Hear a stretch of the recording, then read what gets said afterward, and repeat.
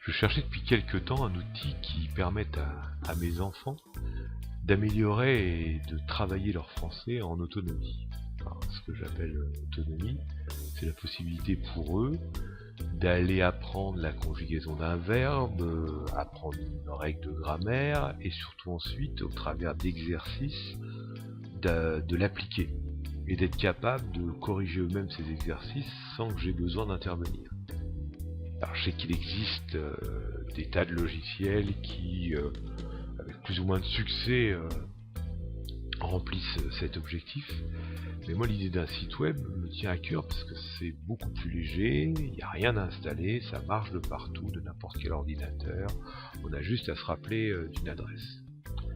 J'ai cherché sur internet et j'ai trouvé ortholud.com, qui est vraiment un site très riche, c'est-à-dire qu'on aborde le français, comme on peut le voir là sur cet écran, au travers de plein d'aspects qui vont de la conjugaison à la lecture, au vocabulaire, l'orthographe, beaucoup d'exercices, on verra dans le détail un peu comment ça marche après, et même au niveau de l'approche, c'est très varié puisqu'on peut aller d'un tableau de conjugaison tout à fait classique là, sur le verbe abraser, à des choses plus originales, comme par exemple cette chanson de Nougaro, où on doit écouter pour retrouver...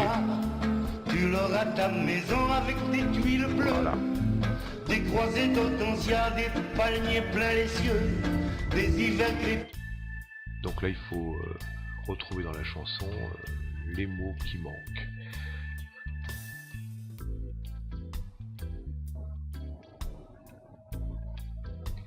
Un rapide aperçu de la conjugaison.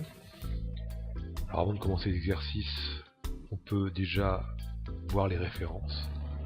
Donc on retrouve le classique mais très utile tableau de conjugaison des verbes à tous les temps et tous les modes, ici pour le verbe conclure.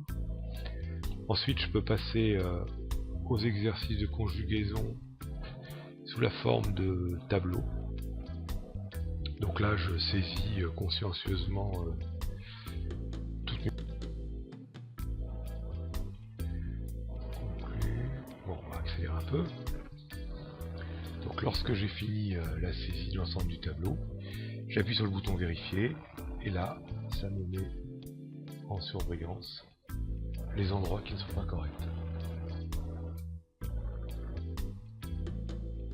Je corrige ma faute, je vérifie et là tout est bon. Un autre type d'exercice, l'exercice à trous, donc là sur le verbe battre, où on me demande de remplir des phrases avec le verbe battre conjugué à différents temps.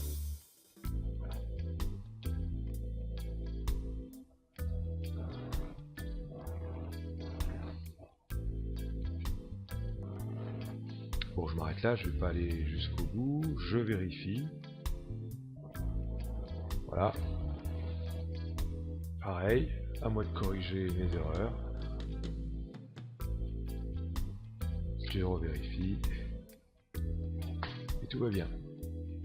Bon, si jamais j'ai un doute, je peux avoir un indice.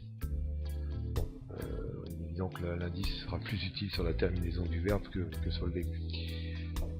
Un autre type d'exercice encore, bon, toujours possibilité, si je ne sais pas, de me référer au tableau de conjugaison. Donc je dis un autre type d'exercice, et puis on s'arrêtera là pour la traduction, avec ce type où là j'ai différents verbes et à moi de définir et d'expliquer le temps que j'utilise. Si nous mangions tous ces gâteaux, nous grossirions.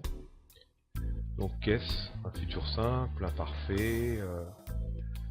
Alors, présent du conditionnel, je lui souriais timidement. Allez, futur, je vérifie. Je vois que le premier est bon, le second il y a un problème, je corrige.